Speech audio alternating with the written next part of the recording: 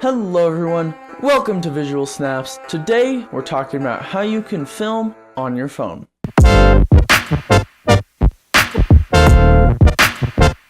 Filming on your phone is definitely an easy way to get into filmmaking and cinematography, as a lot of the settings are automated. But there's a few things that you'll need to think about when setting up your phone for filmmaking to make your shots look better. The first thing you're going to want to think about is frame rate. For a cinematic shot, I would highly recommend 24 frames per second, as that's what Hollywood filmmakers use, but if you want a more smooth look, you could also use 60 frames per second.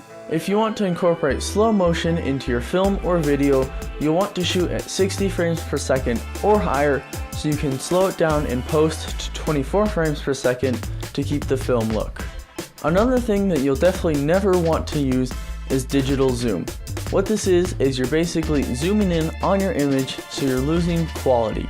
It's also harder to handhold a digital zoomed in image. Instead, I would highly recommend walking around to frame your shot instead of zooming. Audio is a huge part of filmmaking, so you want to make sure that your audio is good. So you can get an adapter for your phone so you can plug your microphone directly into it.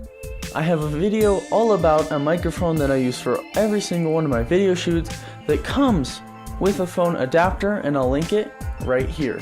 To get the steady shots that are often good for your film or video, you're going to need to attach your phone to the tripod, monopod, Steadicam, or other system that you're using. I have a phone mount that's made out of metal and it's really good, and it allows you to attach to a 1/4-20 or anything that has a 1/4-20 screw, and it's great. Because the image quality on your phone is probably less than a DSLR or other camera, you're going to want to be intentional about your angles, framing, and camera movement to make your film or video stand out. Well, that's it for today. Like this video if you like it. Don't forget to subscribe. If you have any questions, leave them down in the comments below, and I'll be sure to answer it. Thanks for watching, and I'll see you in the next video.